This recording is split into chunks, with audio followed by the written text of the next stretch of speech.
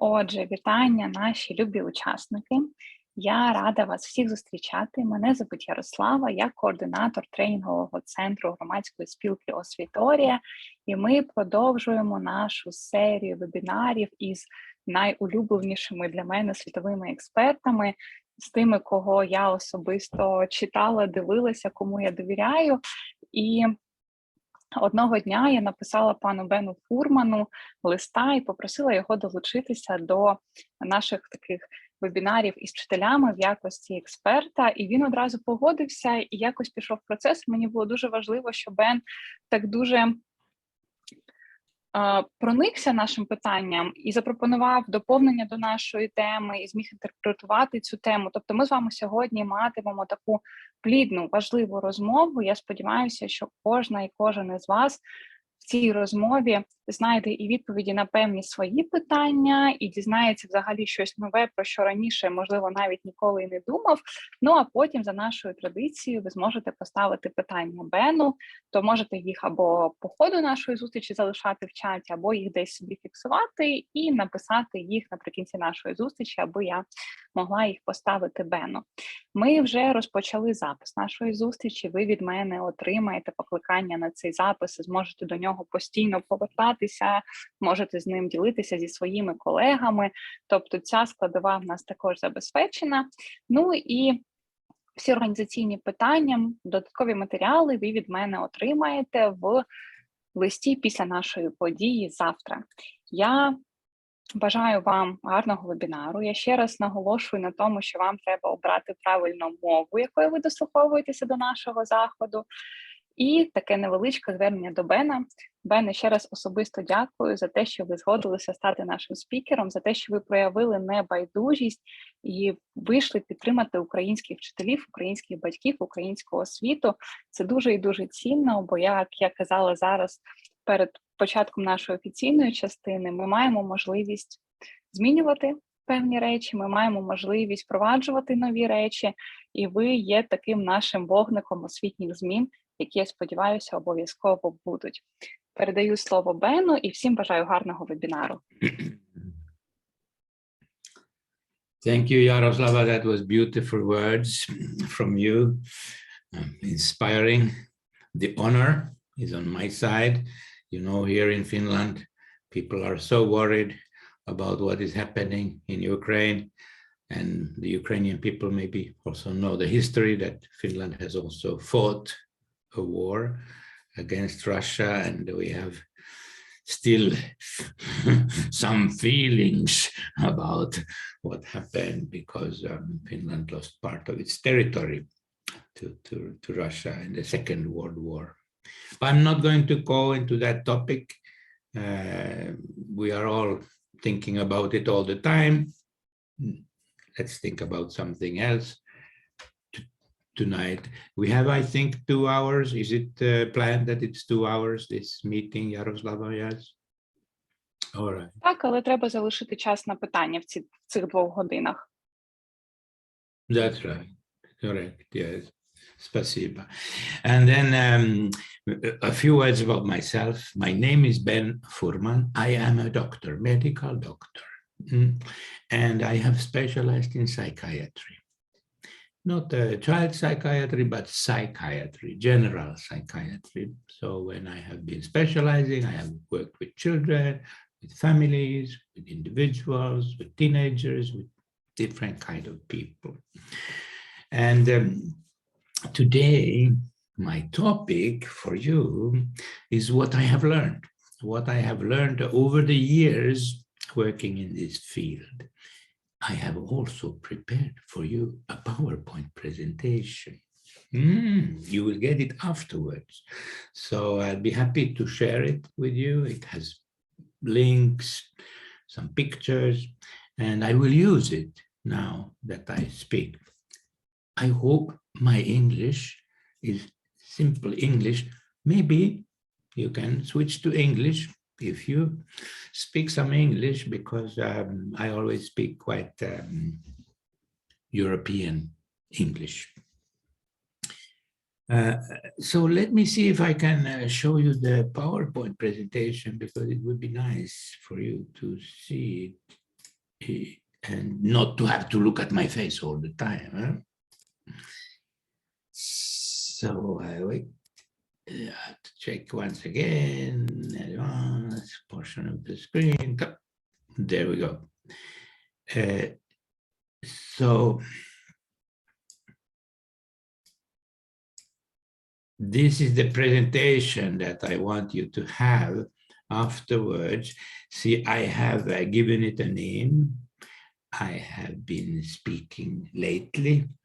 I don't know if it's a good idea or bad idea, but I have been speaking about something that I like to call skills approach.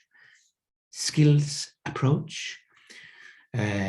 Because I don't know how it is in your country, but in most countries in the world, parents and teachers are complaining. They are complaining that the children are not so easy to handle. They have all kinds of difficulties. Some children have anxiety difficulties. Some have behavior difficulties.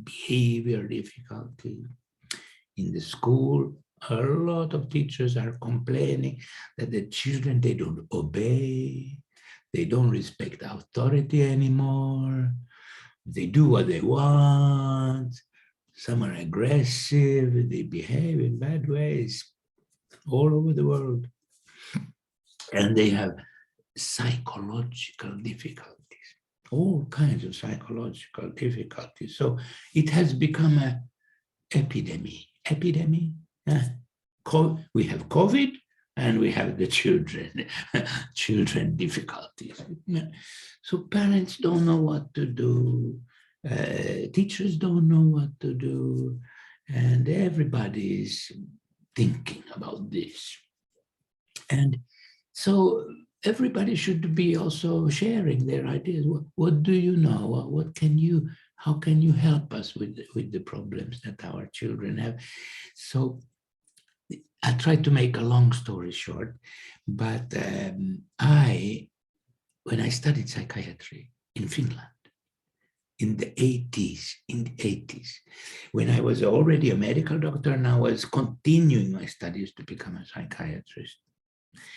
So then that prevailing, the dominant theory and way of looking, it was psychoanalysis, Freudian psychoanalysis.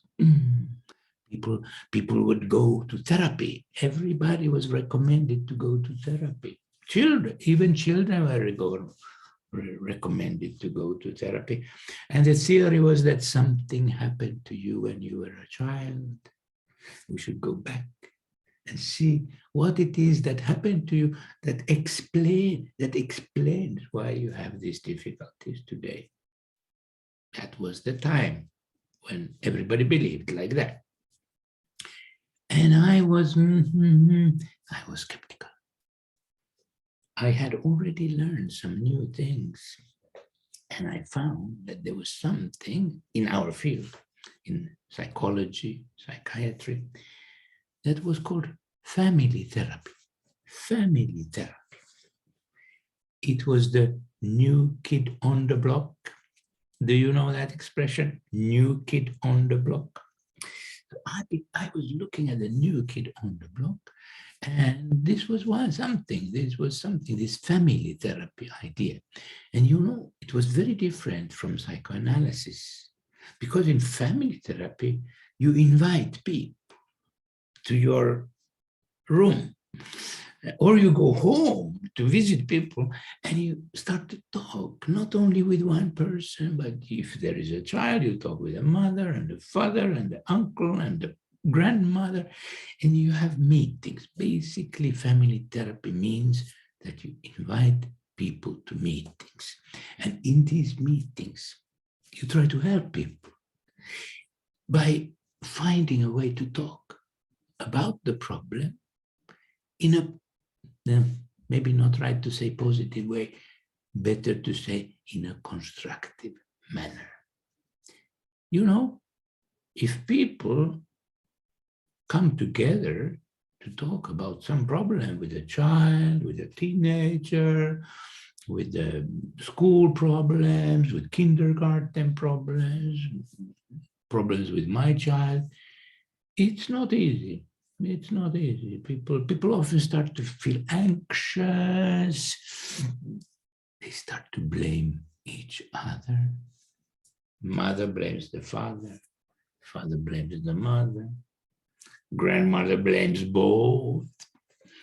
The school blames the family blames the school. Does it happen in your country too? I guess so, because all over the world it's the same. It's not easy to talk about problems. That is something that I learned, that it is important to think about how to talk. So family therapy means that you invite people, not always the family, sometimes friends, sometimes neighbors, sometimes people who have a similar situation in life. And you have talks, you talk with people, but you try to talk in a way that helps people to move on, not in the psychoanalytic way, looking back at what happened, or what happened to you as a child, what difficult life you have had, what more difficulties you have in your background, but going ahead, starting to talk about tomorrow, starting to talk about next week, starting to talk about next year, and to have conversations like that. I wanted to learn. I wanted to learn how to have good conversations with people. That's my story. So everything I always been interested in is simply how to talk with people in a good way. And I'm going to teach you a way, my way. It's my way or the highway. I have developed, together with my colleagues, a special approach that I call it the skills approach. In English, we used to call it, we said kids skills, or I can do it. That was the name of the approach. How to talk with children, how to talk with parents, how to talk with other children about something that is difficult for the child, for the teenager. We used to call it kid skills. Now I'm thinking maybe it's better to talk. I don't know. What do you think? I think it's better to say the skills approach. The skills approach. So it's not complicated. Everybody can learn the skills approach. You can learn it. You can use it with your own child. You can use it with the children you are teaching. You can use it with the child of the neighbor, the daughter of your sister. You can use it in many different contexts. Also, if you are like me, like a doctor or a psychologist, or you are a school counselor, school social worker, school nurse, you can use this approach with the children who come to you because they have some difficulties. Okay, next slide. I have written a book about it. I've written actually 2 books, but I recommend this book. It's called Kids Skills in Action. You can have it in English, but I don't know if you like to read in Russian. Maybe nobody wants to read in Russian right now, but there is a Russian version of the book too. You can see the picture here. And it is also possible to buy this book from Amazon Kindle. You know you can read it on your iPad and so on. And I like to show this picture when I speak about these things, because did you know, is it the same in Ukraine? But in so many countries now around the world, the children have all kinds of difficulties. And then the solution is that we give the children a diagnosis, ADHD, autism spectrum. There are so many different diagnoses we can give to children. Bipolar disorder, often diagnosis that is taken from adult problems, and then we put it on children, and then they all get medication. So different countries, you know, in America, I'm exaggerating, of course, all the children have medication. No, not all, but you know, very many children have. And if you have a classroom of children, you can, that one has medication, and that one has medication, and also that one has medication. So every class has children with medication. And we don't want this trend because it comes from America, and it's going to every country in the world. So I try to say, please, don't rush. Yes, maybe there are children who need some medication, but most children we can maybe help with the psychological methods. And let's try psychological methods first.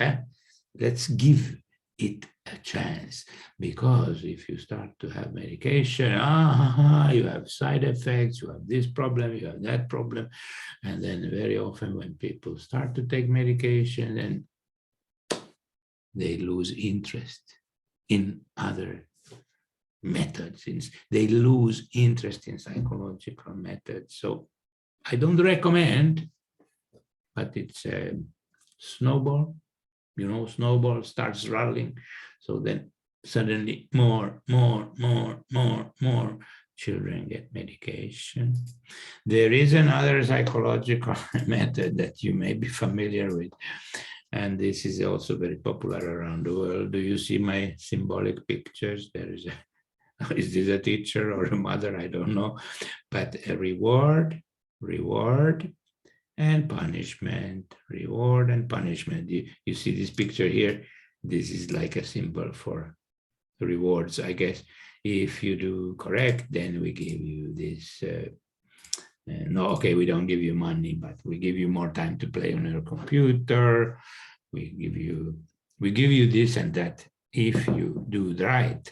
But if you do wrong, we take your mobile phone away from you and we punish you in different ways. It's very popular around the world, this behavioral approach. And I would like to say, okay, we know, but we could do better. We can find a better approach to medication. We can even find a better approach to behavioral approach. And of course, I recommend an approach that, this is me a little bit younger, maybe, I don't know, 70 years ago. And this is my two friends there. They are special education teachers. Do you have the same? Special education teachers. So they are working with a group of children, or they were working. This is 25 years ago.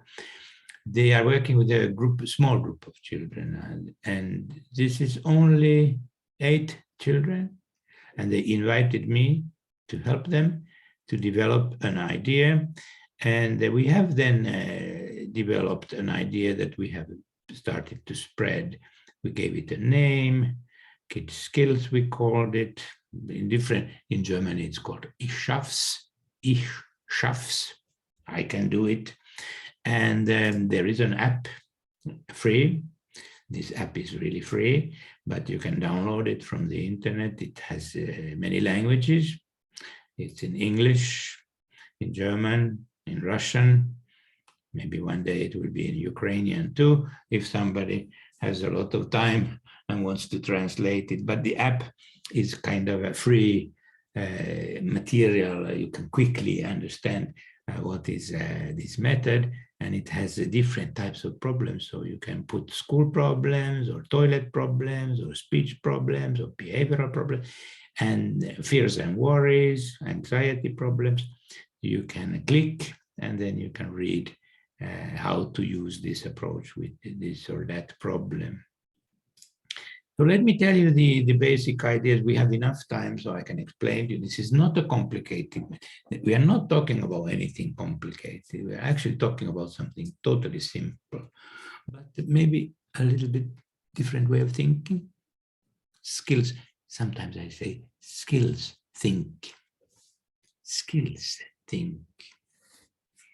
Because when the ladies, Sirpa and Tuya, came to me, they said, we would like you to help us to have better collaboration with the parents, because we are teachers and our children are 5, 6 years old, small kindergarten children.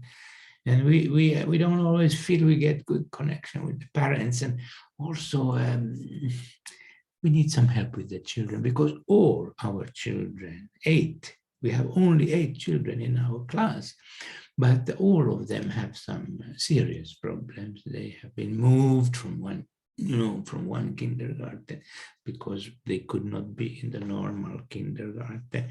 So they are special education teachers, and they asked me to help them to find ways of working with the children and the families. And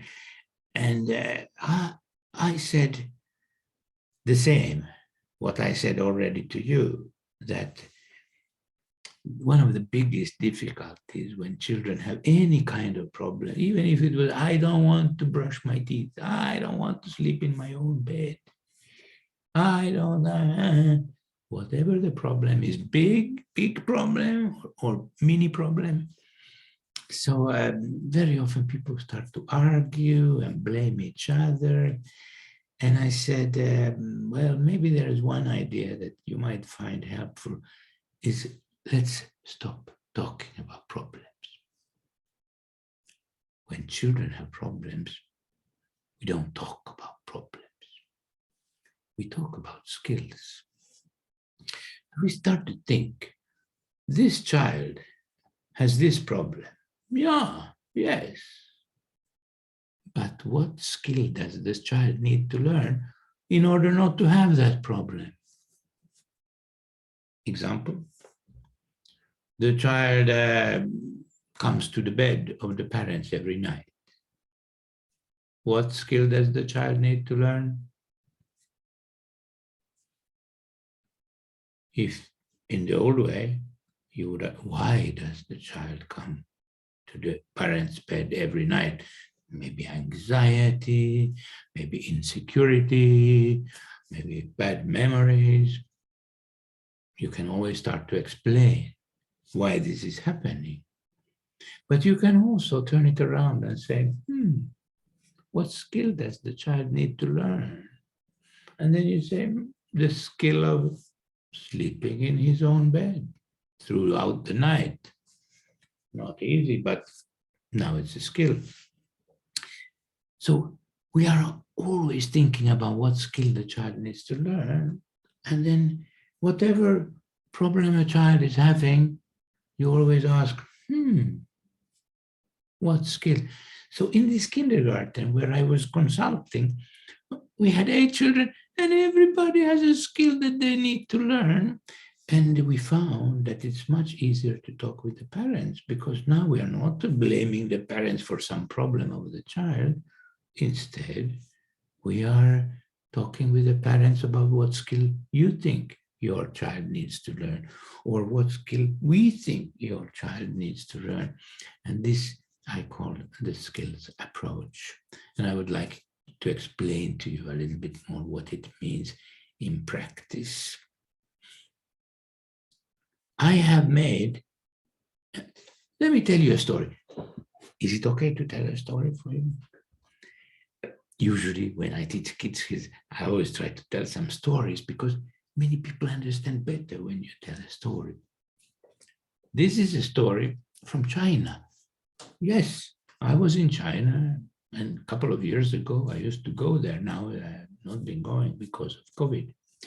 But I went to China and I was doing my training and teaching, and we had teachers, and we have some parents, and we have some psychologists, and we have some coaches. We have different kind of people in my workshop. And the third day, it's a 3-day workshop training. And usually when I am there, so on the third day, people are invited to bring a client. Like, let's see how this works in practice. I have to do the interview. I have to talk with, in this case, it was a mother, an 8-year-old boy. And so we are sitting there, and I'm starting to have a conversation with the mother. And can you see this picture here? I like to show this picture because I have an artist who many years ago made the picture. And it shows that if you want to talk with children about something that is difficult for the child, you first need to create contact with the child. Not only with the child, also with the mother. So if I explain to you that, now you understand if I say that I started by asking the mother to say some good things about the boy. What skills has the boy learned? What is the boy's special talents? What characteristics the mother likes about the boy? We were only talking about good things about the boy for a long time, for 10 minutes.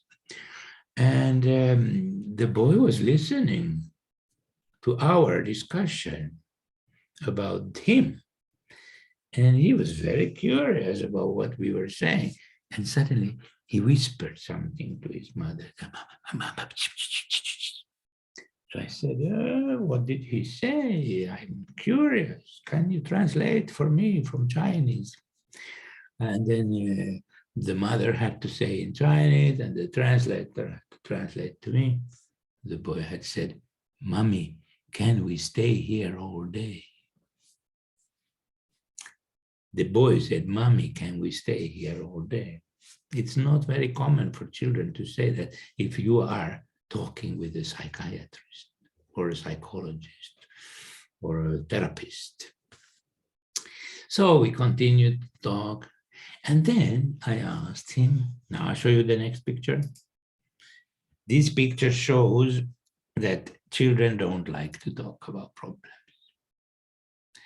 But they like to talk about skills to learn. So I always recommend shifting from try to talk about skills to learn, not about problems. So then I asked the mother what skill, what skill mother thinks the boy needs to learn. And before the mother had time to answer, the boy said, "I bite my nails." He said, "I bite my nails." So I'm trying to ask the mother what skill the boy needs to learn, or what skill mother wants the boy to learn. And the mother didn't have time to answer, but the boy tells me, "I bite my nails."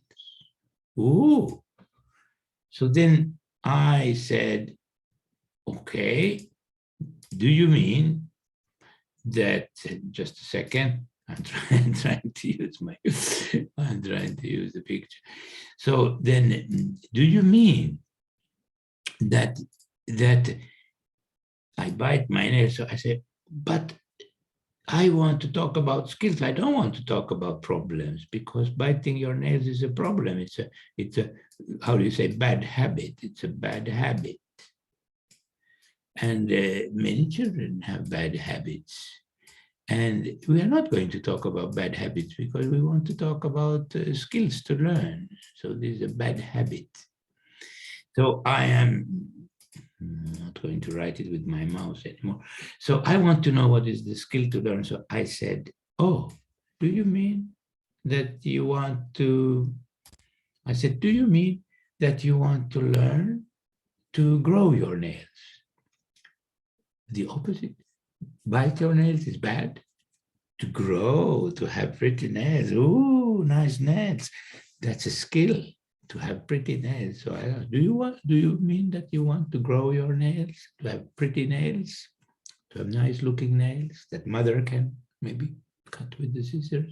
"Yes," the boy said, "yes." See, we were doing already a little shift from bad habit to good habit. From bad habit to good habit. And now it's better to talk with the boy about it. And he said he wants to learn it. I said, okay, but it's difficult to learn to have good and wonderful nails. Maybe so difficult that better you don't try to grow all 10 nails at the same time. Maybe you should start with one nail. You can pick one nail and then grow that one and then, you know, have success feelings. This principle is called the principle of small steps. Small steps is good for children because then they can have feelings of success. And when they have feelings of success, then they are motivated to make a little bit more successes. So he said yes. So I said, which finger do you want to choose? You can choose. You choose. Here's another principle. You choose. Children make choices. When children make choices, they feel they are in control.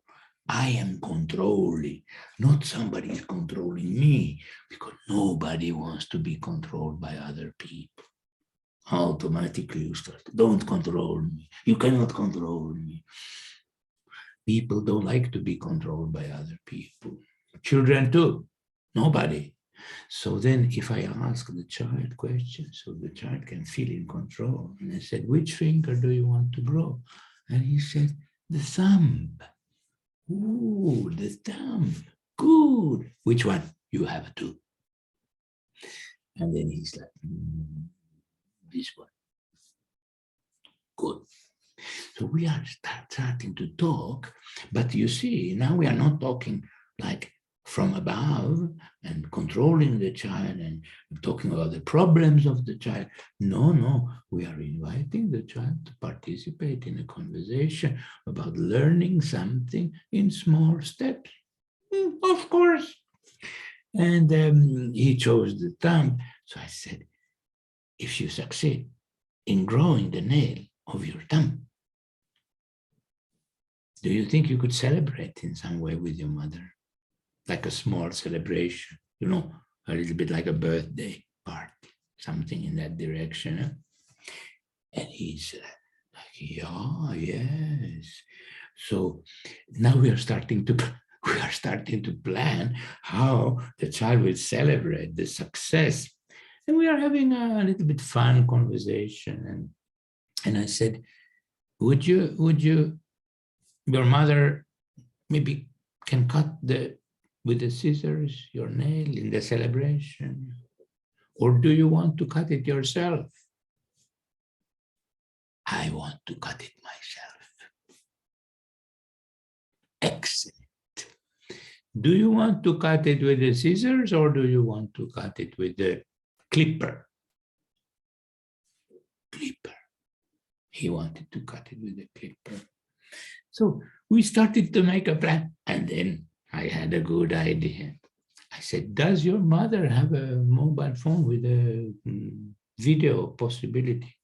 Oh, can you ask your mother to make a video of this celebration? And yeah. Can you send it? Sorry, can you send it to me, the video?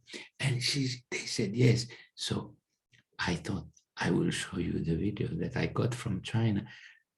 Several weeks later, maybe 3 weeks later, there was a celebration. He had succeeded in growing one nail, and the mother and the son had a celebration. So let me see if I succeed in sharing the screen with you.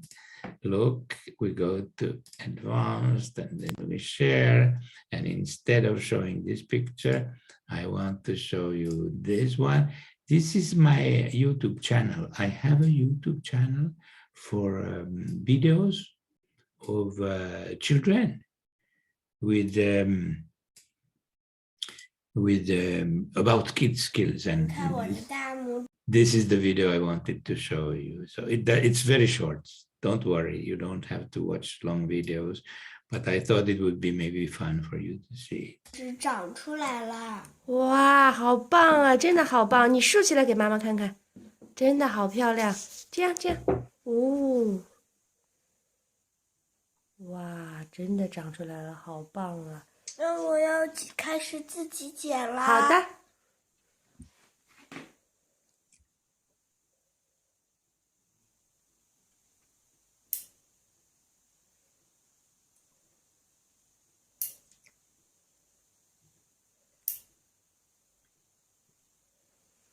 哇，真棒！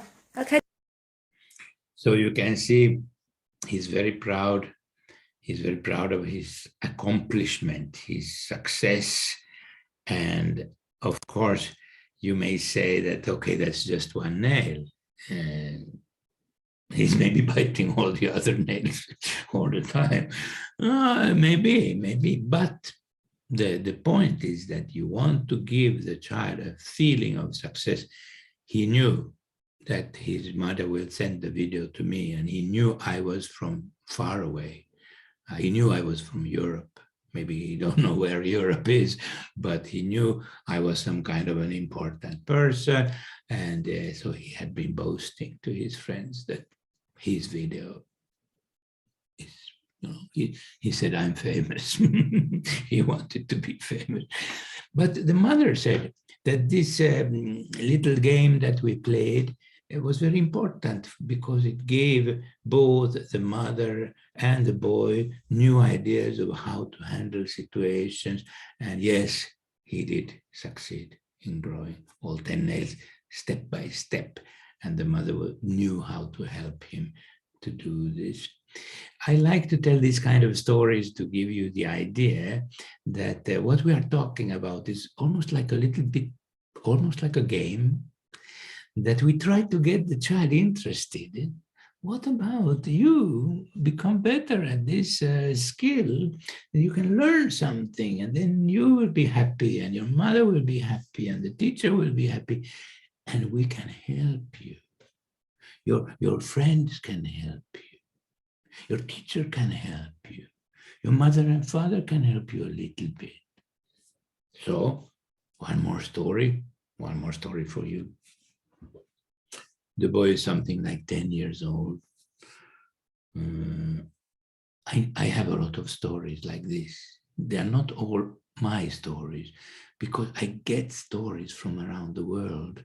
People write to me stories. They take some training in skills approach, and to finish the training, they have to write a story. And so I have hundreds of stories from different countries. So this is one of them. The boy is 10 years old. He has what in English they call temper tantrums. Have you heard that word, temper tantrum? It means like crying, shouting, spitting, cursing, you know, bad words are coming. Sometimes the smaller ones, they throw on the floor, but the bigger ones, they can become aggressive and they can hit. So he had bad temper. In English, they also say bad temper. He easily become aggressive. And then he was talking with his teacher. And the teacher started with, are you happy here in school? And he said, no. What do you need to learn to be more happy here in the school? I get into arguments with my friends. Yeah, I have noticed. So what do you need to learn? I need to learn not to get into fights with my friends. Difficult. So what do you need to learn so you don't get into fights with your friends? He's thinking. This doesn't go so quickly in reality, but he's thinking. But there is a good contact between the teacher and the child feels that the teacher cares. I care about you. I want to help you. But let's think together what you need to learn so you will be happier here in the school. And the boy says, I know. When I get into arguments with my friends, I need to learn to go away. Just to go away. Quickly go away. And then I need to try to calm myself down. And if I don't succeed, I need to go to a teacher for help. The teacher feels like saying, you are clever. You're a good boy. You're good. You're thinking good. But it's difficult. It's difficult. But maybe if we can help you, if your friends can help you, if your parents can support you in some way, maybe you can learn. But maybe you need to practice. You cannot learn just like that. Nobody learns just by saying, oh, I need to learn to do this. Fini. No. You need to practice. You need to make role play. You need to have good experiences. It takes time to learn a new skill. So anyway, let's make the long story short. The teacher and the boy make an agreement. I'll show you the picture for the agreement because I have tried to make these icons, like pictures for every step. So you remember this step was, no, we don't talk about problems. We try to talk about the skill to learn. And the next picture is, let's make an agreement.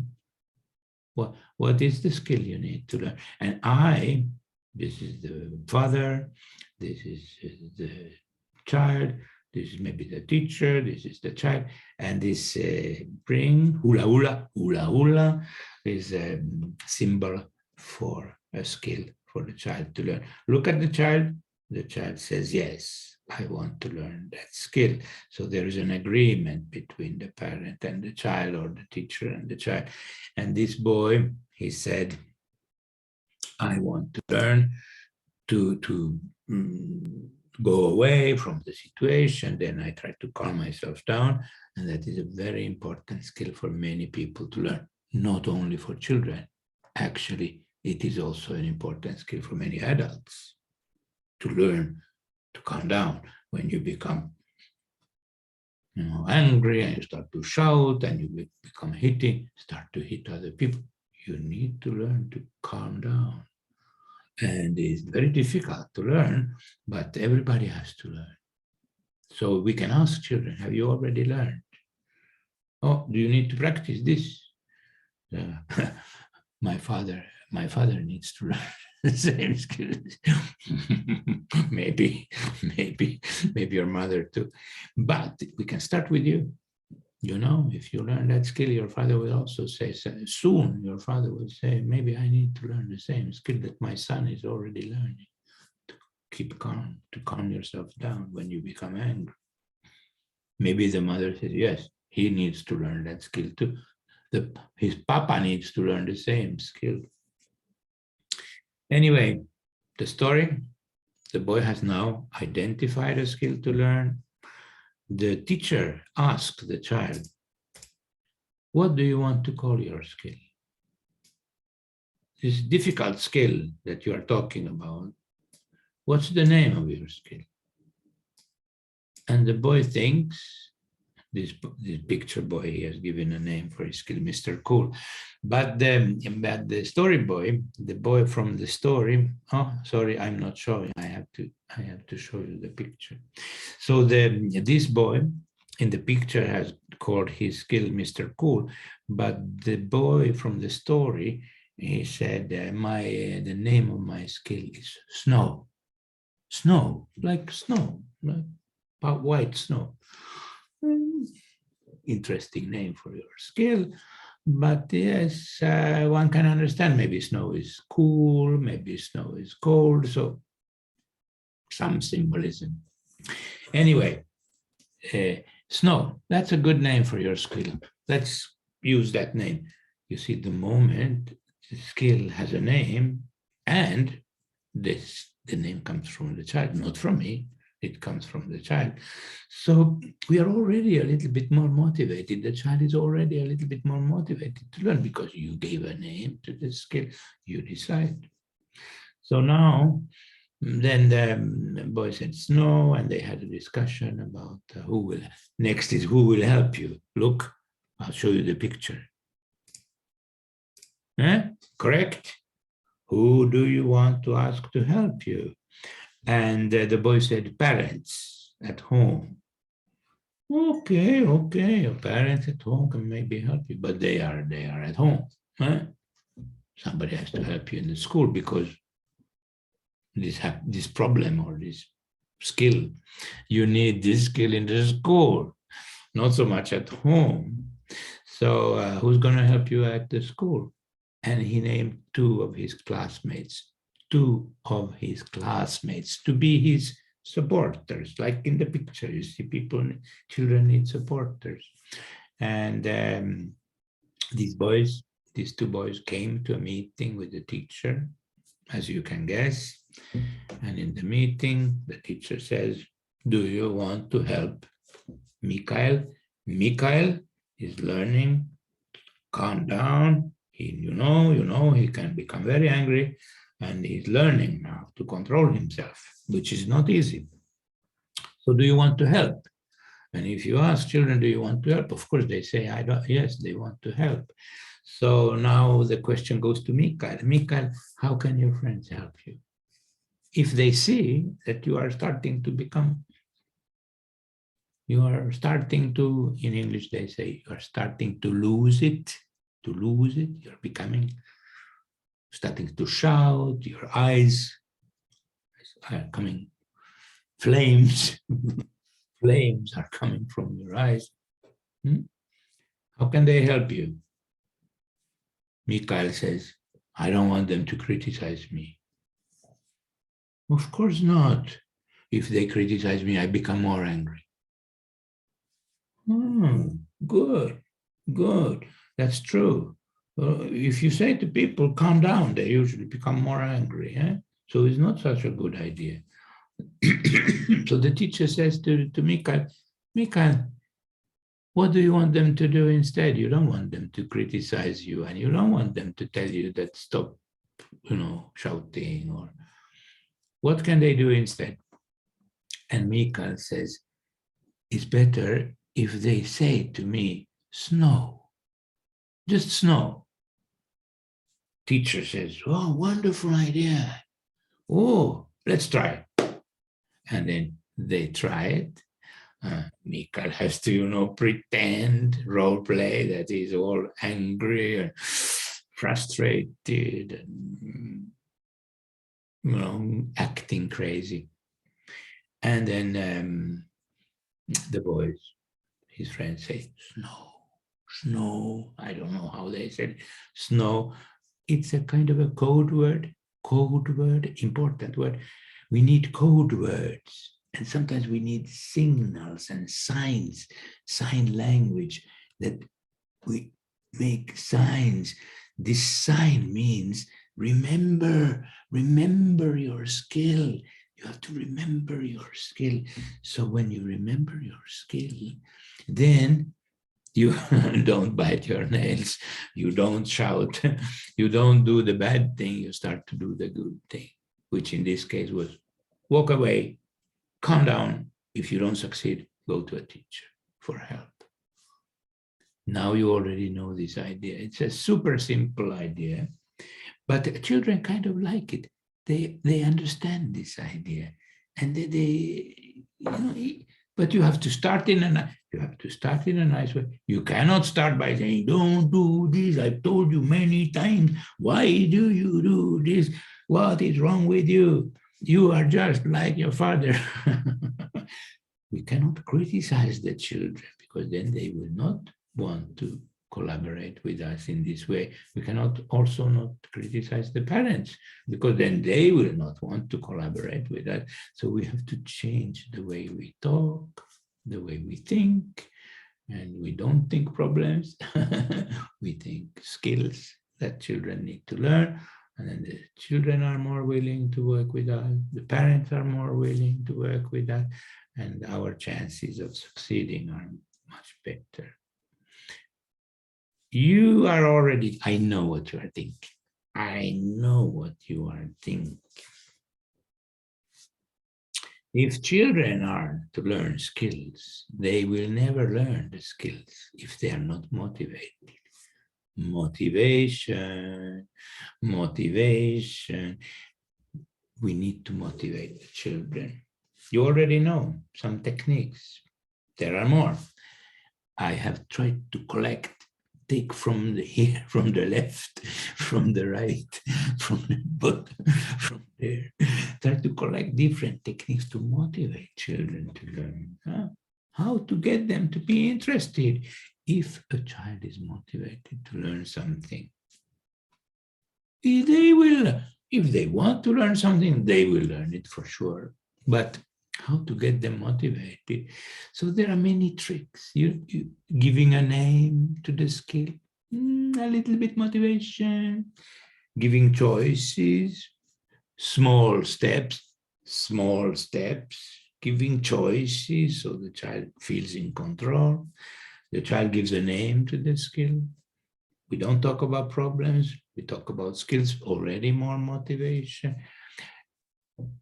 When you have learned your skill, we can celebrate. Some children are, they are crazy about the idea of celebration. When I have learned my skill, I will have a celebration. My auntie will come, and my grandmother will come, and my friends will come. Okay, bigger children, teenagers, they don't want to have their family, but they maybe do want to go to movies with their best friends. There are different ways of celebrating. For every person, you have to think about what would be celebration for you. For the smaller children, it's something you do together with your family. For the bigger children, it's maybe something else. But there's one more. As I told you, I have collected different motivational techniques, and one of them is simply a discussion of why it is important to learn this skill.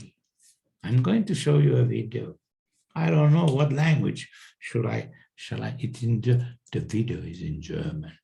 Let's see if we succeed in showing it. Since you started. Sorry. Let's go back to you remember I have this playlist here on YouTube. And now we are going to watch this video here. It's number 3 on the list. And this video is in German. The language is German. We go to the beginning. It's a very short video. And we can go to the subtitles.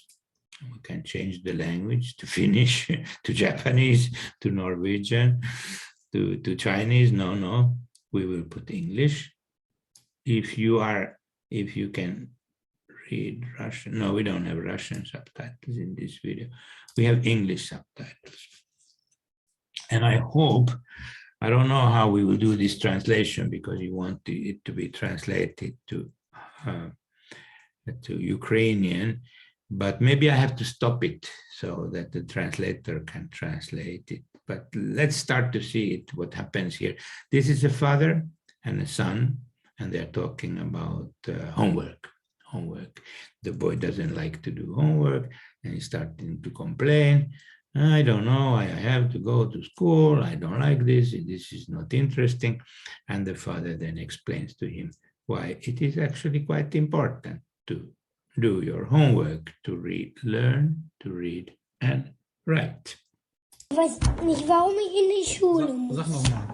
Sag nochmal. Was du gerade gesagt hast. Ich habe das nicht ganz verstanden. Ich möchte Bauarbeiter werden. Ja. Da muss man nicht schreiben können. Ich fahre nur Fahrzeug. Ach so. For the translator, some seconds. What did the boy say? He wants to be a truck driver. He doesn't need to read and write. Und muss man da bei den Fahrzeugen schreiben? Nee. Aber du musst ja trotzdem auch rechnen können und gucken können, wie hoch die Mauer. So, you have to, if you drive an excavation machine, you have to find out how high the wall needs to be. Sein muss und wie tief das Loch sein muss man alles berechnen. Ich bin doch nicht jeder Bauchef. Ich fahre doch nur einen Bagger und anderen Fahrzeuge, sonst nichts. No, did you get it? He says, I'm not going to be a building master. I'll just drive the trucks and the excavation machine, nothing else. Ja, aber wenn du einen Führerschein machen willst, musst du ja auch lesen können. Wenn du Führerscheinprüfung macht, du musst ja erst eine Führerscheinprüfung machen und das sind Fragen, die muss man erstmal lesen können. Und da muss man einen Bremsweg ausrechnen, da muss man ausrechnen können, wie schwer ein LKW beladen werden kann. Warum muss ich das alles noch machen? Warum?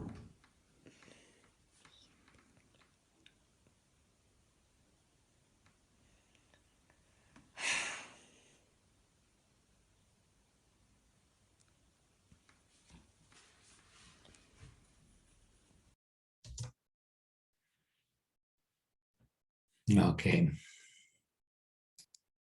So you could, it goes so quickly, I don't know if you could read the text, but the father said, if you want to be a truck driver, and if you want to be a excavation machine driver, you have to take the driver's license. And if you take the driver's license, you get questions, and you have to read the questions, and you have to answer correctly the questions. And the boy starts to think, and he kind of realizes that to make my dreams come true, not father's dreams come true, then I have to go to the driver's license test, and I will need to read. So then he starts doing his own work again. We have included this idea in kids' skills, in the skills approach, that you actually do talk with children. Not always so easy, you know, if they have to learn Russian in school, and then you have to like, why do I need to learn Russian? The children may say, I'm using this example because in Finland, we have a bilingual country. We have Finnish language and Swedish language. And the children need to learn Swedish in the school. And usually they don't like to learn Swedish. So it's not so easy to explain to the children why it's a good idea to learn Swedish in our country. And then maybe a better idea is not to try to explain to the children why Swedish is an important language to understand and to learn. Maybe better to ask the children to answer the question. Why is it important to learn Swedish language? Even if you don't like to learn Swedish language, why is it important? I don't know, says the children. But then you can say, can you ask someone? Maybe you can ask the politicians. Maybe you can ask your father. Maybe you can ask somebody else. So the children start to think about it, why it is important to learn. Why is it important to learn to sleep in your own bed? Why is it important to raise your hand in classroom if you want to speak and not just shout out everything that comes into your mind? So children, I think children are capable of having a conversation about why something is important to learn. And maybe your father can explain to you why it is important to calm down when you become angry. No, father cannot, because he doesn't know how to calm down when he is angry. Then you can say, so maybe mother can explain to you why it is important to learn to calm yourself down when you become angry. It's not a very complicated idea. It's actually quite a simple idea. But as you can see from my slides, if we go back to the slides, now this was the PowerPoint. This is our slides here.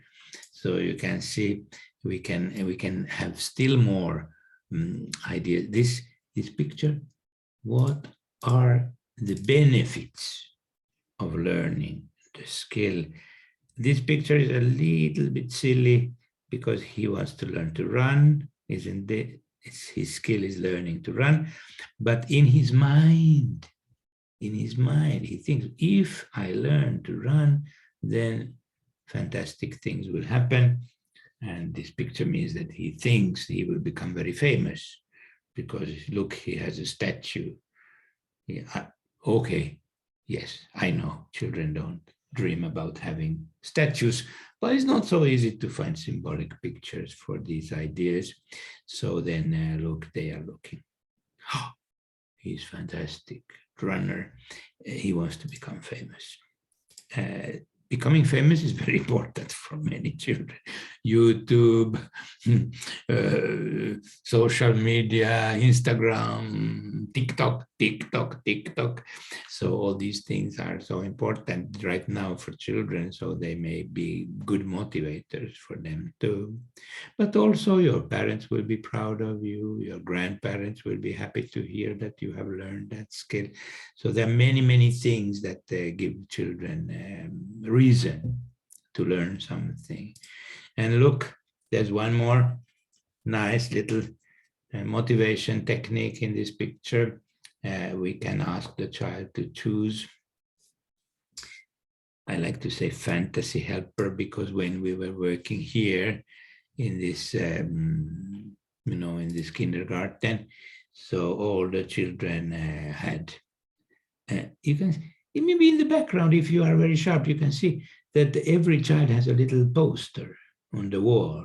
They have a crown on the poster, and then there's a picture in every poster. There are all in all 8 posters behind Sirpa and my head.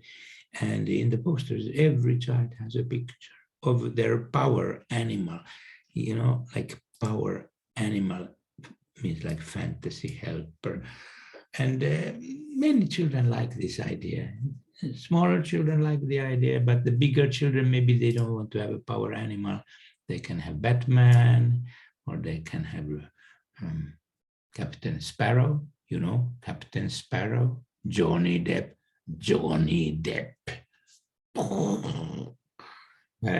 But he was very famous and a big star for many. So football stars.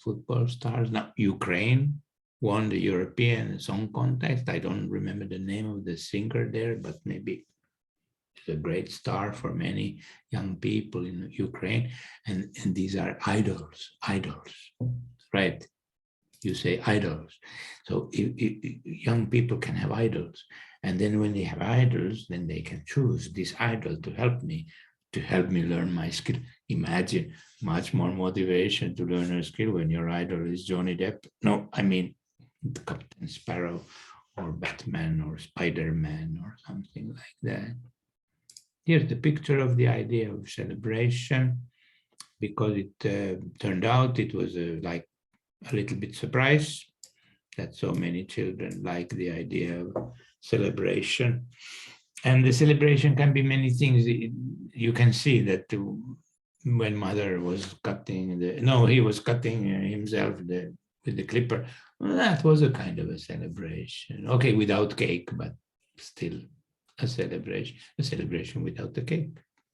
But many times children are it's very important for them. I don't know why, but the cake is symbol for celebration. Celebration is not like a reward. It's more like respect. Now we respect because you have decided to learn something. You have chosen people who will help you. You have proceeded with small steps. Good. Well done. Good job. We are not going to give you money. We are not going to give you a new mobile phone. We are not going to buy you new Legos. We are not giving you presents. But we can celebrate you. And we can be together. And we can do something that you like very much us to do. So many times children will play a game together, or we watch a movie together. We eat a cake together. Now the idea of together. The grandparents can be there too. All right, I think you're starting to get the idea. We have limited time, so we are not going to be able to have to practice, but you will understand the basic idea, and if you are interested, you can learn more about it. You remember the story I told you about Mikael, who is learning the snow skill. His friends came to meet with the teacher, and his friends got the question like, how can your friends help you? And this is an important step. When children say they want to learn something, it doesn't mean they automatically learn it. If a child bites his nails or has some weird habit, then obviously they are not going to stop like that. It never happens. It takes time, and there are always some time when I like to say the child forgets the skill. I like to say the child forgets the skill. Like a setback, like the problem comes again. But you don't say the problem comes again. You don't say setback. Instead, you say, sometimes you forget your skill. And if you forget your skill, we can help you. Your friends can help you in school. Your mother and father can help you at home. Your grandmother can help you. We can all help you. We can remind you of your skill in some way, but you can decide. You can decide how you want us to remind you. May I repeat? Hopefully I'm not repeating myself too much.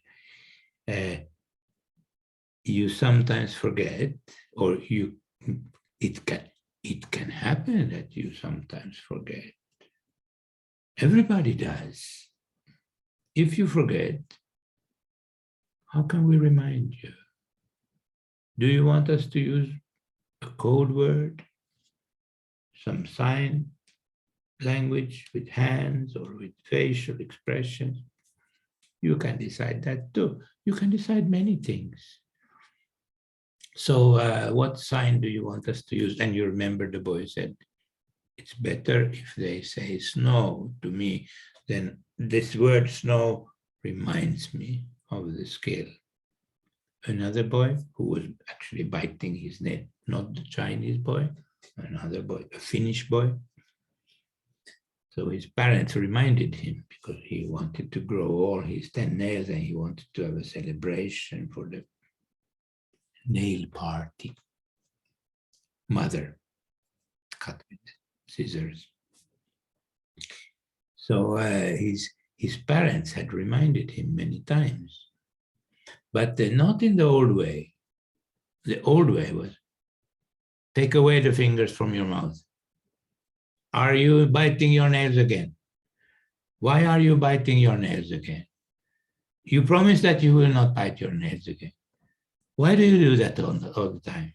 Stop doing that. That's the old way of reminding children. But in the new way, the different way, is to ask the child, how do you want us to remind you? And in this case, the case that I'm thinking of, the parents had reminded the child many times, but they didn't remind the child in the old way. They reminded the child in the new way, and that was, remember your celebration.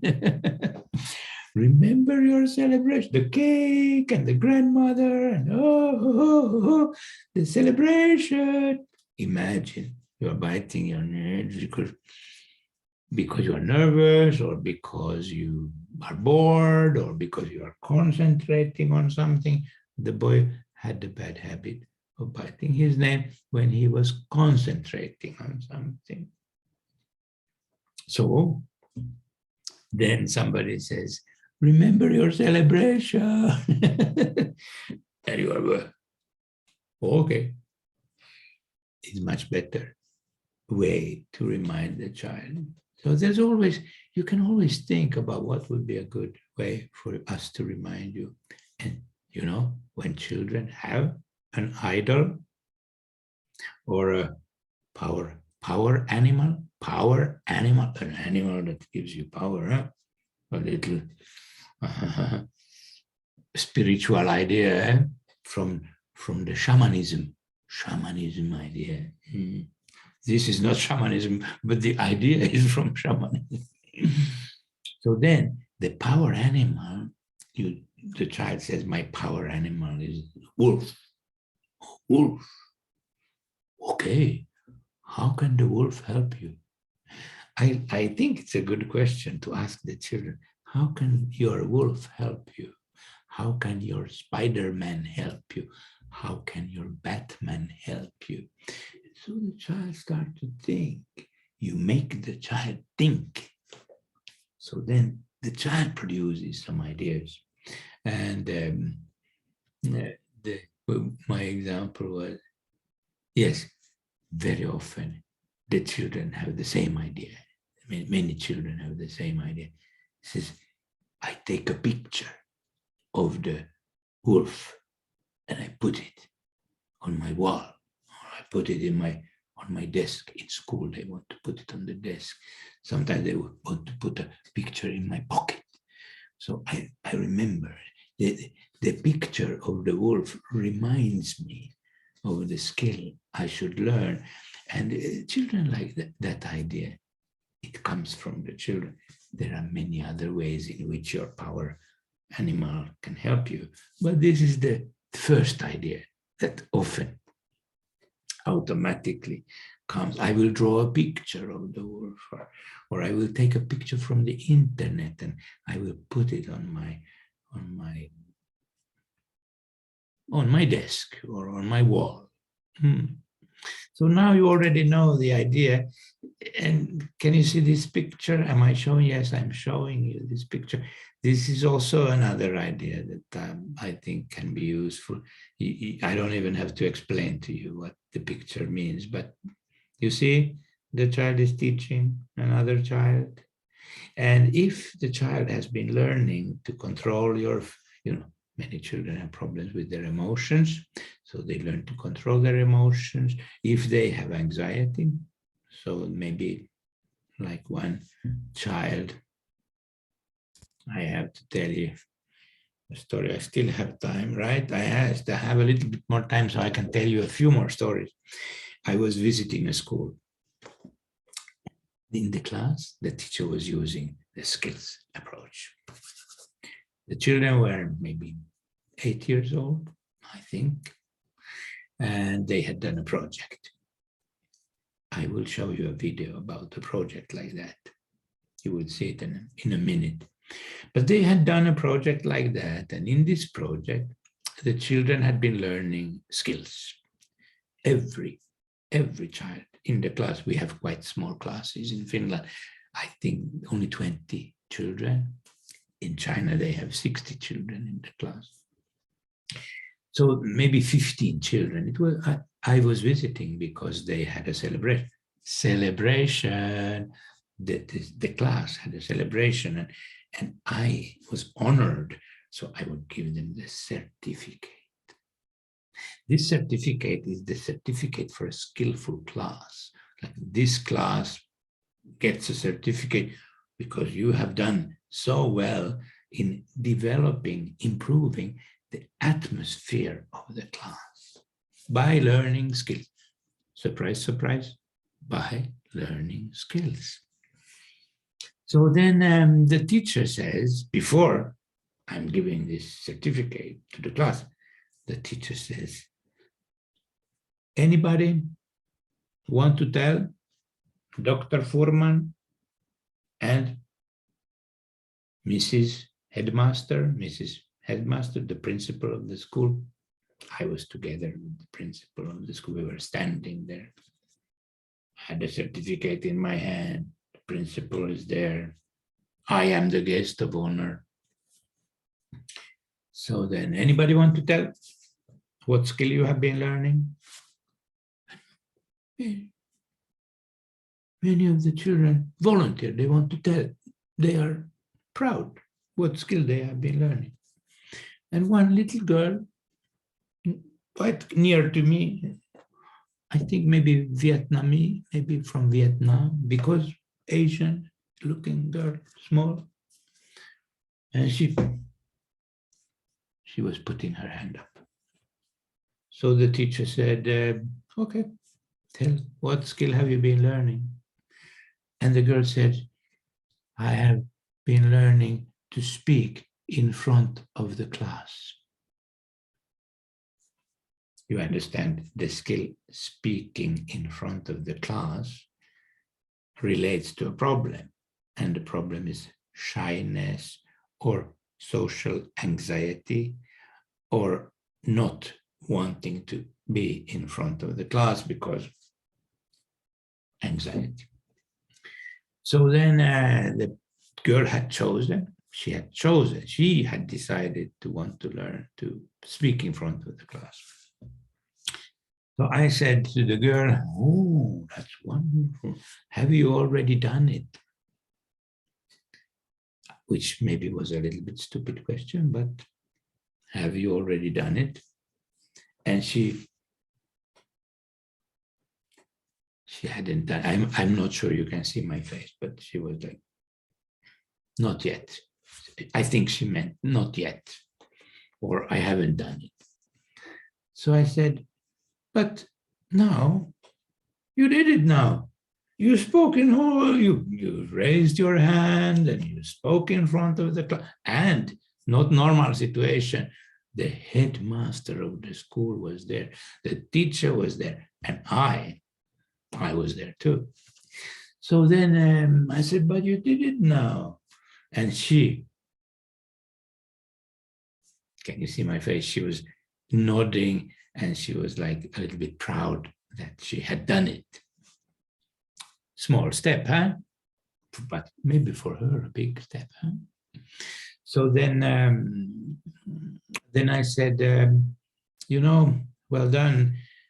And if you want, maybe we can all give you an applause like that.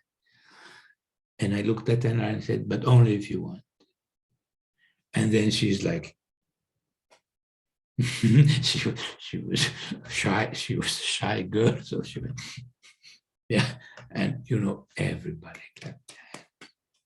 The headmaster, me, of course, the teacher a little bit, but all the other children in the class, all her classmates, they were happy to clap their hands to her because they were happy that she has been learning her skills. Everybody else was learning also some skill, and many other children had also. You know, we didn't have time to ask everybody, but she was our example. And I think that when she went home that day, she had something she could tell to her mother, no? Mommy, everybody was clapping to me. Yeah, why? What happened? And she can tell the story to her mother. And next week when she comes to school, she can maybe do another small step, another small step. So it is a process, but it goes with small steps, but her little step there was a nice one. And I think it is important that her friends, her classmates, more important than is not so important. Headmaster, no, is nice, but her classmates, that's really important for her to be motivated to continue in the direction of her development. So now I think you're starting to get the idea that this method that we are talking about here, we didn't go through all the 15 steps, but it's a philosophy. It's not really a method. It's a way of thinking, where the idea is that children don't have problems. They don't have problems. They don't have difficulties. They just have some skills they need to learn. And if we talk with them about the skills they need to learn. We want them to learn. Maybe they want to learn the same skill. think about children who are aggressive, hitting, shouting. Do they want to be aggressive? Do you think the child, I want to be aggressive, I want to hit other children? I don't think so. I think the child is ashamed of his behavior.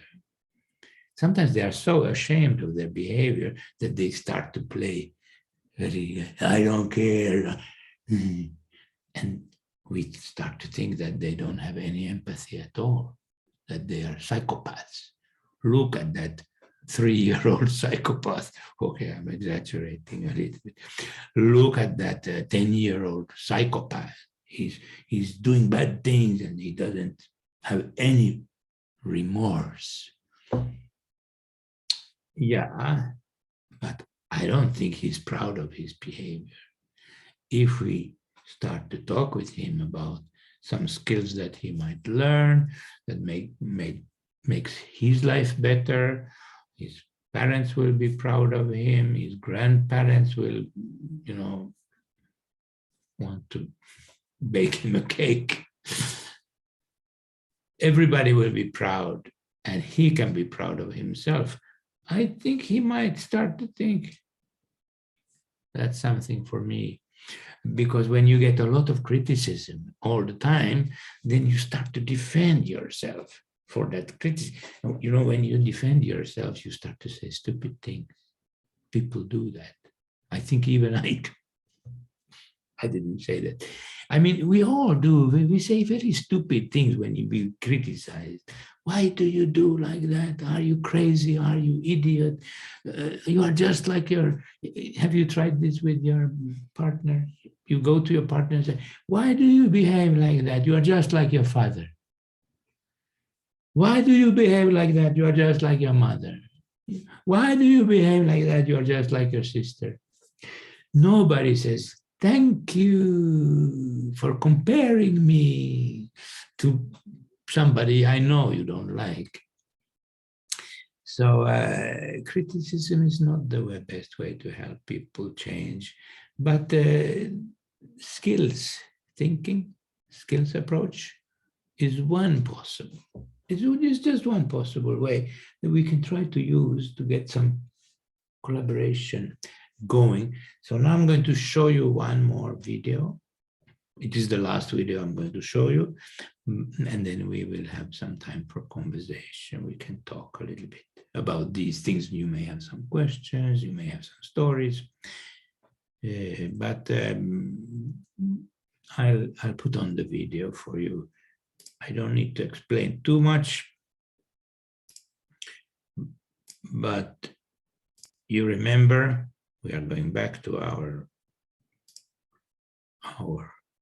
videos. This is our website, our YouTube channel, right? And then we go. And we choose here from the list of videos, we will choose this one. It's called Skillful Class.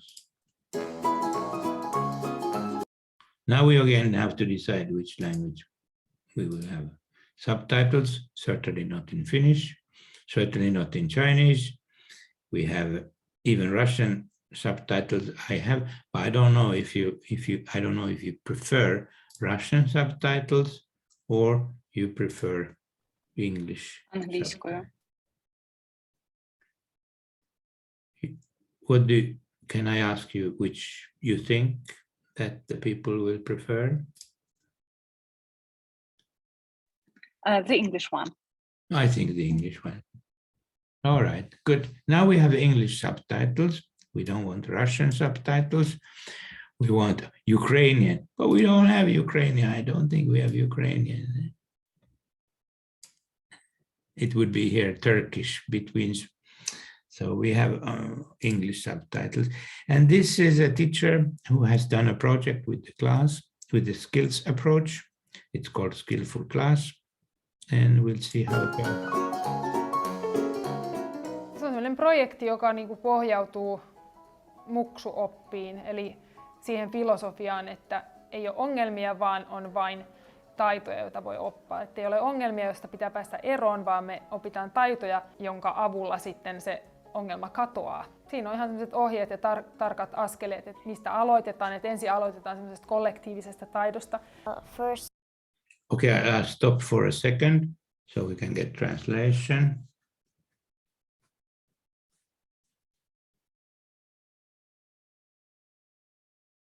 Perfect. the class chose its own big skill, and that skill was the listening skill. And I think it went quite good. When we had English and math, well, there we had a sign. It was to do like that. Ja sitten kun se on opittu, ne alkaa pikkuhiljaa miettiä, että mitä itse minun pitäisi oppia. Siinä oli kuvia ja siinä oli vaikka, että puolusta ystäviä, niin sitten sä paat vaikka 1–5 yhden numeron, että kuinka hyvä sä oot siinä. Ja sitten sä valitset yhden, jota sä haluat tehdä. Joining others skill. I'm usually shy of asking to join others. It was it is the compliment skill. It means maybe to make somebody feel good, giving them happiness. I choose this skill because, well, I wanted to have a habit of saying compliments. Well, I said to her, "You've got a nice shirt on," and it was true, and so she said, "Thanks a lot, that's nice." Yeah, it made me and her feel good. It was nice. I complimented my mom too, and my family, and then some other friends, and well, I think I'm quite good at it now. Mulla on kauheasti harrastuksia ja mä oon tosi huono häviämään, niin mä valitsin sen häviämistaidon. Tässä meet peleihin mukaan ja pelaat. Ja sit jos häviät, niin et ala huutaa tai tälleen. Sitten sanot, että hyvä peli ja ensi kerralla koitat kovemmin. Aina sitä voi parantaa, että aina välillä sit ärsyttää kun häviää. Ja sit jos pelaa isompien kanssa, niin silloin häviää yleensä, joten siinä sit ei ala sit vinkumaan tai tälleen. Et sitten vaan menee ulos pelistä ja odottaa omaa vuoroaan. No, tuntuu ainakin paremmalta, ettei alkanut niinku kauheasti olla semmonen aggressiivinen. Ja kaveritkin, esimerkiksi yksi mun kaveri, niin se tykkää vitsailla aina, että mä oon tosi aggressiivinen. Mut nyt se ei enää alkanut sanoa sitä, koska mä en ollut enää, kun mä oon oppinut vähän enemmän sitä. Tai ei olisi niin draamainen ja silleen, että vois selvittää kaikki ihan helposti, ettei mennä liian pitkälle. Me puhutaan rauhallisesti ja keskustellaan siitä, mitä mieltä molemmat on, ja sitten päästään siihen sellaiseen sopimukseen, että ei ole draamaa. Sitten mä oon ottanut toiseksi sivukseen, että ei aina onnistu, ja silleen se error tolerance. Mä en ylikuumene, jos mä saan testistä jonkun tosi huonon tuloksen.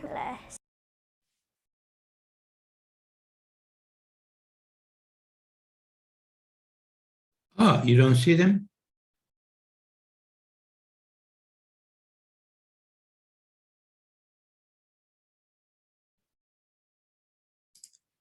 Okay. Ettei mennä liian pitkälle. Me puhutaan rauhallisesti ja keskustellaan siitä, mitä mieltä molemmat on, ja sitten päästään siihen sellaiseen sopimukseen, että ei ole draamaa.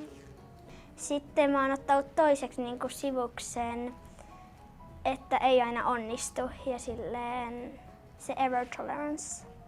Mä en ylikuumene, jos mä saan testistä jonkun tosi huonon tuloksen. Se on okei, joskus tekee virheitä. No, mä oon opetellut, osaan liittyä muiden seuraan ja osaan kehua toisia. Jos sä sanot jotain hyvää niin kuin toiselle, sä oot hyvä kaveri tai semmoista. Kun sä tulet olemaan aikuinen, sitten sä kehut aikuisena. Kun ne menee kotiin, sitten ne on niinku, no, tiedätkö sä mitä? Mua kehuttiin. I had a partner and she also had the joining others skill. So we were like working at it together. Like when she was sometimes shy, like I told her to like go and ask them not to be shy. Mom was very happy and yeah, they were happy. Kyllä se on mua auttanut niin kuin elämässä tosi paljon perheeni kanssa ja sitten ihan opettajana just, että mä kannustan enemmän, mä kätän vähemmän. Siitä mun elämä tuli vähän helpommaksi. Se auttoi elämää.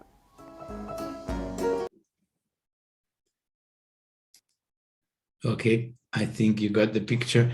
So the teacher says that this has helped me not only with the children, but also in my own family. You know, the idea that people don't have problems, they only have skills that they need to learn. It can be useful in even with yourself. You know, a lot of people are very self-critical, always blaming themselves for doing things in the wrong way. So this could also be helpful to yourself, but certainly helpful if you're a teacher to the children you are teaching, and if you're a mother or father, it will be helpful for you to use this idea with your children, so you don't become so angry at them and you don't become so frustrated. I hate it when my children behave like that.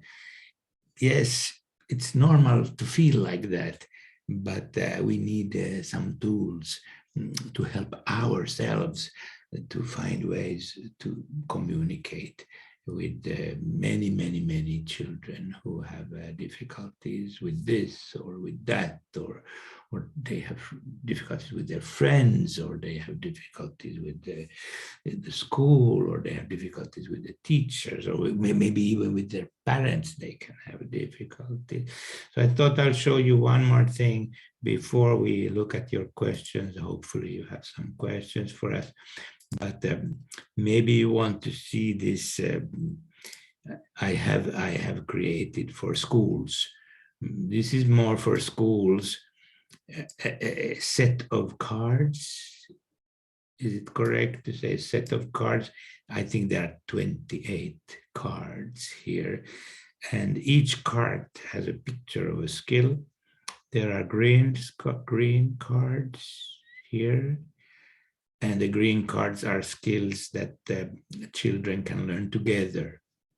When I say together, I mean the whole class, all the children in the class are learning the same skills. So if I may show you like this, correct? You can see that there are different green skills: raising your hand, packing your school bag, so you have everything with you, doing your homework. We see the word we here. This is a skill that the whole class is learning, and the children were speaking in the video about, I put in parentheses collective skills, but the children say big skill. Big skills means collective skill. Listening to our teacher is an important one. Calming down. I should write here, we can calm ourselves down for lecture. So when teacher starts teaching, we are ready to listen to the teacher. And here's one more. You could see one of the girls actually speaking about no dramas. We are learning in English they say sort out our disagreement. It means to discuss rather than fight and everybody crying. And you could see that with a lot of blue skills, these are skills that the children choose themselves. So do you remember the story about the little Vietnamese girl? Yes, I think this is the picture that she had seen, and she had chosen this skill because she had looked at this picture, and another girl had seen this picture, and she had thought, okay, the boy is giving a compliment. This one has shot bullseye, so then, hey, well done, good job, yeah, you did it.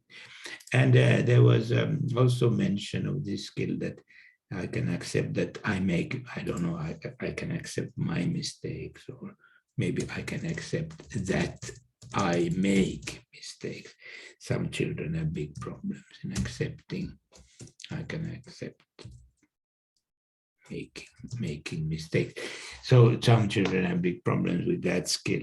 But there are many other skills. There are also children these days, they have great difficulties in when they get stuck, like autistic, some kind of autism. If children have this kind of diagnosis, then they can be very fixated, so they don't, they have difficulties in moving.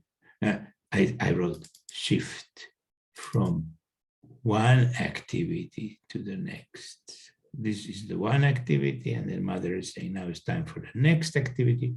No, I don't want to stop. Yeah, that's also a skill to learn. You remember that? I think 2 of the children were speaking about this skill. I can join others. It's an important skill for children. Look, the child wants to play with these ones, and he has to make contact. Not so easy, not so easy. And losing in games also, I accept that I don't always win in games. So we have different kinds of skills here, as you can see, 22 different, even eating, even the skill of eating nicely.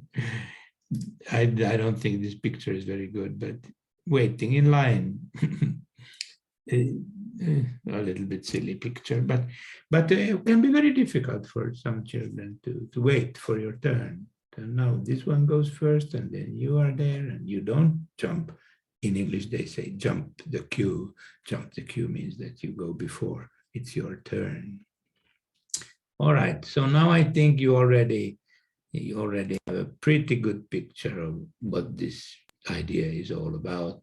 And there are lots of stories, and there are still many questions that you may want to ask or say, but basically I feel that I have been able to explain to you what the idea is, and then you can, if you have anything that you want to ask.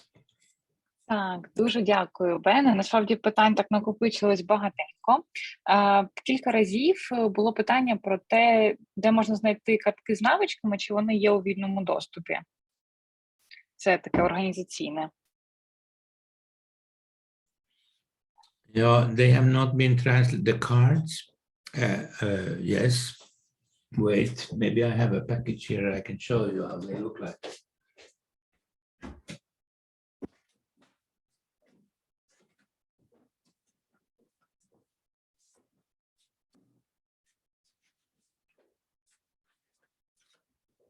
I don't think we have the cards yet in the Ukrainian language, but if somebody's interested, we can certainly make a what is it called, agreement, and I can give you the files. But they have been printed like this. So then, if you look at the children can look at the cards, they can be on the wall in the classroom, and then the parents can see these cards. And everybody can see, and you can start by saying that in our school or in our class we are doing this. This is part of our learning. And when the children then look at the cards, they start to have a feel for they ask a lot of questions. What does this mean? What does that mean? But if you turn the card around, then there is an explanation in simple language so that children can understand what it says, and you can read if they don't know how to read yet.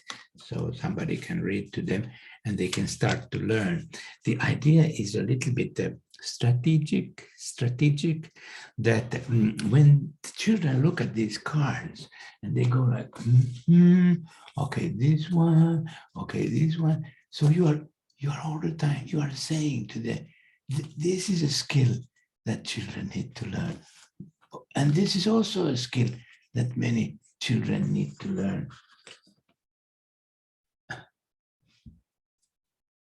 It's a skill of thanking. The text is in German in this slide, but it means the skill of thanking. Are you able to thank others when they help you?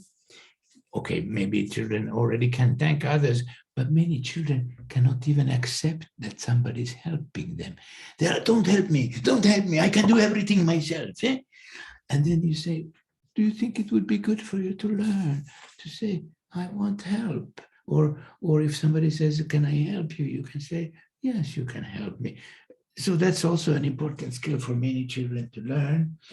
And you remember this one. It was one of the big skills, the collective skill.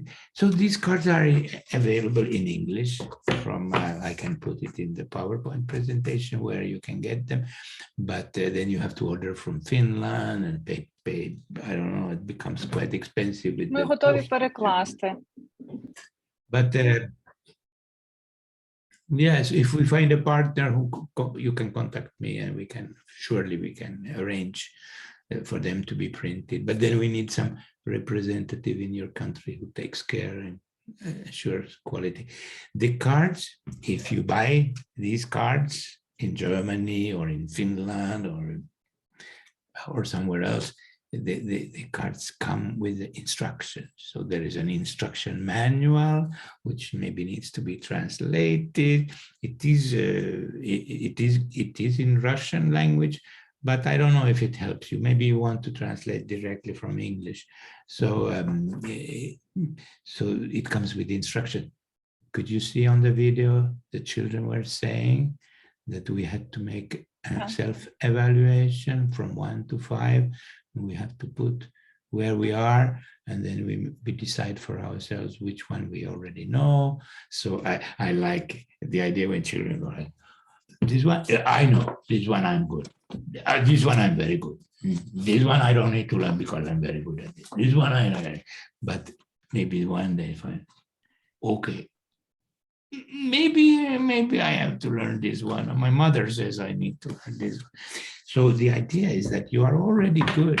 You have learned so many skills already. You are excellent. You can play the computer like a Mozart. But how about learning to make contact with others or speak in front of the class or something else like that? So all children can learn something. And maybe you noticed that there was a little strategy there, because in the classroom, all the children are learning skills. All children are learning skills, not only the ones who have problems.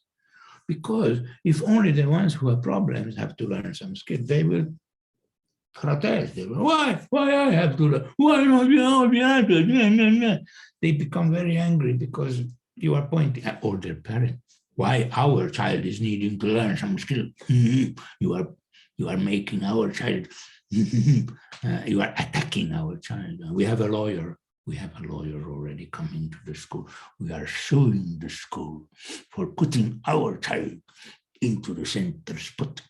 So if all the children are learning some skills, so nobody is different, and of course some need more than others, because of course there are also children who are very socially competent.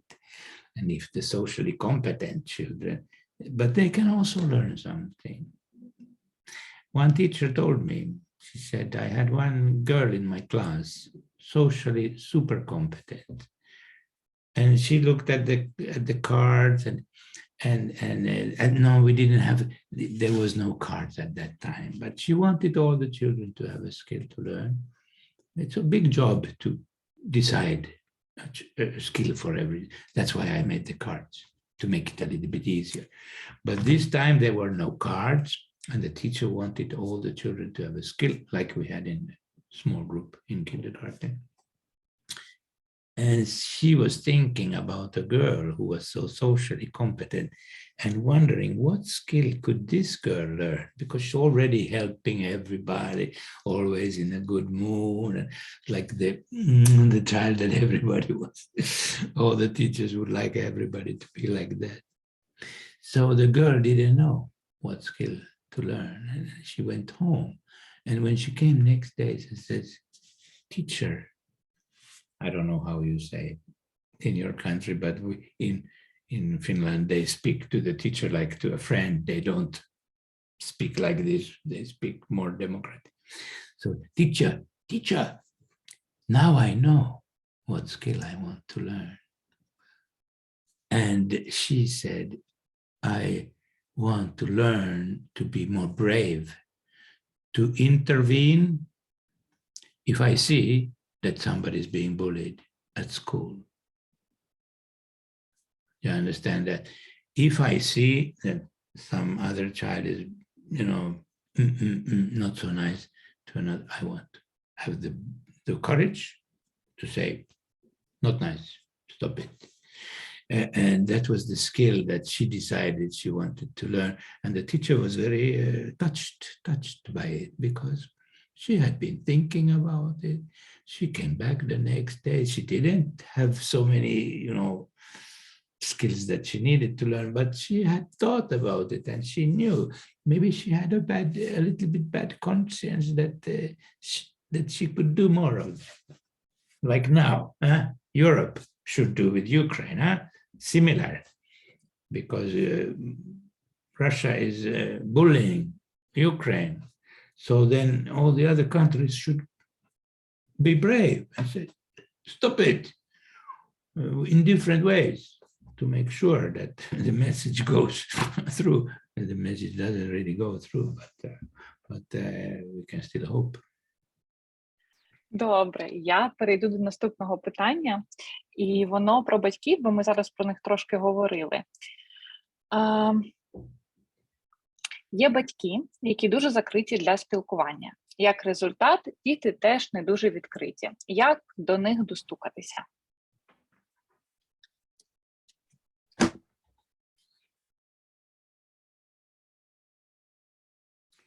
Well, it's hard to say, but I think that there's a reason why parents are closed or why children are closed. And I'm afraid, I don't know your country, but in our country, the reason is that the system is very problem focused. We go to the parents and we say, your child has a problem. And then when the parents feel, so they don't want to collaborate with us. But when we start changing the way we talk with them, then it becomes easier for them to talk with us. When you remember my example, when I was telling that I had a mother and an 8-year-old son, we used maybe 10 minutes, maybe 15 minutes, just talking about good things about the boy, maybe some good things about the mother, what they have done right, what they have tried. We can give compliments to the parents. We can say, I know you're a busy person. I know this is very stressful for you. You know, I also have 2 children myself, and I sometimes struggle with them. So we can show, maybe we can learn to show a little bit more sympathy to the parents. And when they feel that we are sympathetic, maybe we tell sometimes. I remember a friend of mine. She's a kindergarten teacher. Not young experienced kindergarten teacher. And she said she has very good contact with the parents, that they adore her, they love her. And I said, what's your secret? Why do you succeed, because a lot of people complain that the parents are impossible and they are selfish and they are closed. And she thought for a second and said, maybe it's because I tell them about my children all the time. So she was very open about her own children, and she had her own little difficulties with her own boys. He had 2 boys. Now they are adults. But, you know, there are methods. And when I came to this field, so I learned family therapy. And family therapy meant that in the hospital, psychiatric hospital, I was a little bit different kind of a doctor, because I said, I want to see your parents, I want to see your family, I want to see your husband, I want to see your grandparents. Welcome, have a cup of coffee. This must be a difficult situation for you. Maybe there was a suicide attempt. Maybe there was a psychosis. So I learned how to make people feel comfortable. So I think that is something that we can all learn to become better at, making people feel comfortable. When they feel comfortable, then they open up. Remember the boy? I say, what skill does he need to learn? And the boy says, I bite my nails. Why did he say, I bite my nails? Because he was feeling comfortable. And when you are comfortable, you can talk about everything. Have you ever been to a massage or to a hairdresser? You know, you feel comfortable. You start to tell about everything.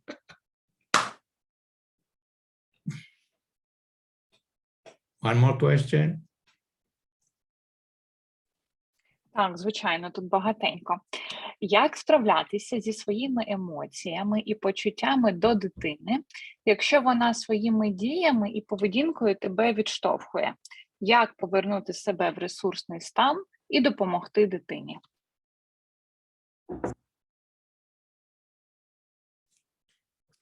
That is a very good question, because if you think about why did we develop this method that we have been talking about here, there's a reason why we developed this method. And it is, your question tells us the reason. We get very annoyed when children behave in unacceptable way. Everybody gets annoyed. Parents get annoyed, grandparents get annoyed, teachers get annoyed. I have sometimes tried to be a teacher for children. I too get annoyed. Everybody gets annoyed. But if we have some tools, it can help us.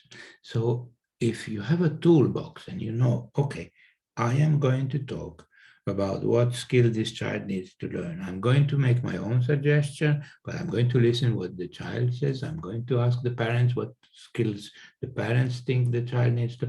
I have a tool that will help me to have a conversation about it. So it will already calm yourself down. But maybe you also need some friend or some supervisor or some colleagues or, I don't know, husband, wife, who will also help you to think differently. And you know what we did? We also, those cards that you see, they are also meant for this. When you start to look at the cards, you start to think differently. You are not so annoyed anymore because you see the children in a different light. And if you see children who have problem behaviors, you are automatically annoyed. But if you see children who, what skill does this child need to learn? That's not good what the child is doing. No, it's not good. It's disturbing in the classroom. It's taking things from other children. Yes, no, good. Everybody's annoyed. But what skill does the child need to learn in order to become happier? Let's find out together with the child, together with the parents. So you're shifting your own mindset. Did you notice that in the video, the teacher who works in the school, she said, it has changed me. And this is what I hear many times. This method has changed me. So I don't get so annoyed anymore, because I see the children in a different light. So she said, I don't know if you got the translation because it went so quickly, but she said, I bicker less. Bicker means like, why do you always do that? I told you, how many times have I told you? I bicker less, I encourage more. That was her own words, and I've heard it many times that I've changed my communication style with the kids. If you change your communication style, you've changed your emotions.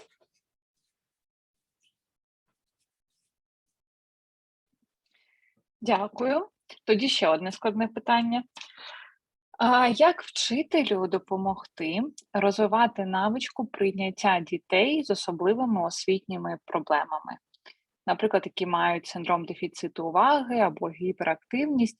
Я так розумію, що це питання стосується навичку сприйняття цієї дитини з особливими освітніми потребами однокласниками.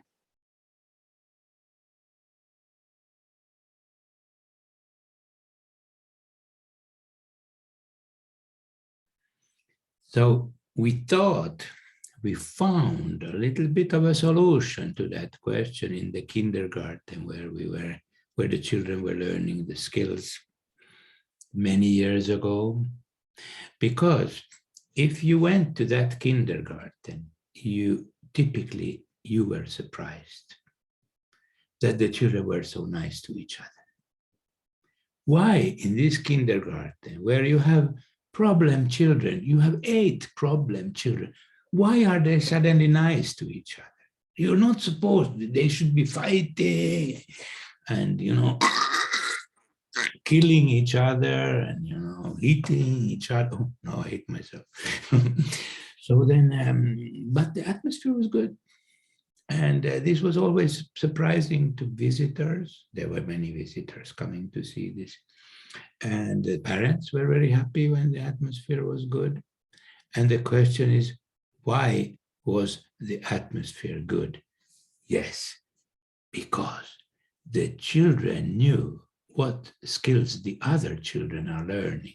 So if I'm a child in this group, I know what you are learning, and I'm applauding for you, and I'm doing this for you, and I'm happy for you because you are also happy for me. So we create an atmosphere where the children are helping each other. And if you want to create a good, happy school or a happy classroom or a happy family, so you must be thinking, well, how do I make this happen? Yes, this answer is very simple. You make the children help each other. So they need to have a skill to learn, but it doesn't matter what skill they learn. It's not important. What is important is that they are helping each other. And when they help each other, they also thank each other.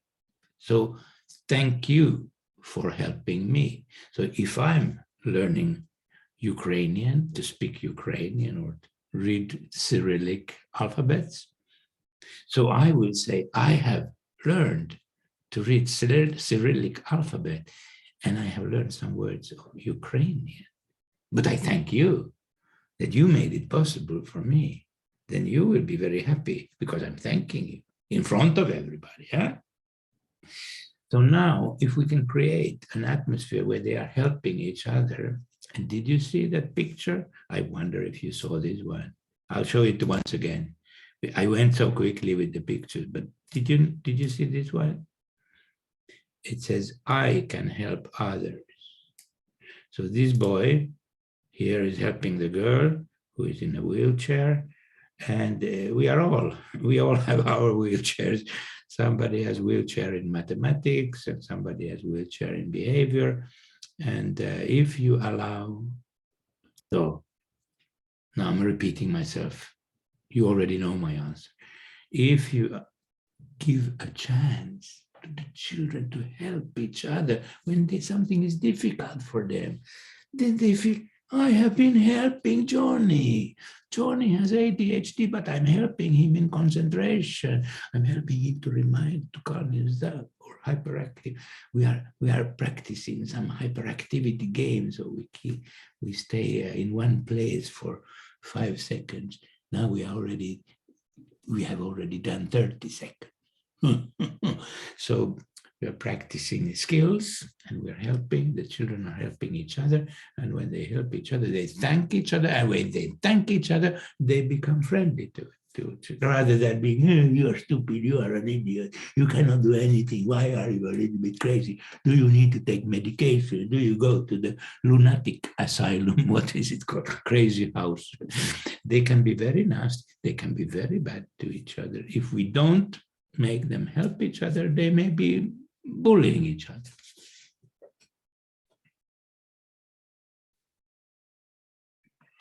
Ох, Бене, дякую. Ми там отримуємо дуже багато подяки, дуже лайків від наших учасників. Так, вже 8:00 вечора, 2 години пролетіли, для мене дуже швидко, бо я стільки всього в голові в себе передивилася, думаю, боже, в мене в житті були одні проблеми, як я з тим жила. А тепер, виявляється, на все можна дивитися під іншим кутом. Я в себе особисто дякую, Бене, знов. Я можу перекласти кілька сотень дякую від наших учасників. Насправді дуже класно. І можна побачити і по лайках, і по оплесках. Ось, можливо, потім найцікавіші ці подяки перекладу в особистому листі, бо дуже-дуже багато теплих слів. І хочу сказати дякую за те, що вчите нас по-іншому дивитися на життя. Це такий мій сьогоднішній основний висновок. З великим серцем, сподіваюся, ми з вами одного дня побачимося в Україні на офлайн-події, на офлайн-тренінгу для наших освітян. Yeah, we can do. I'll be happy. Whatever I can do for your country. Дякую. Поки що навчаємося в онлайні, але я загадую нам обов'язково і офлайн-зустріч. Я дякую Бену, я дякую нашим учасникам. Я дякую Олександрі, Анні, нашим чудовим перекладачкам. Yes, thank you for the interpreters. І до нових зустрічей, друзі. Всім гарного вечора.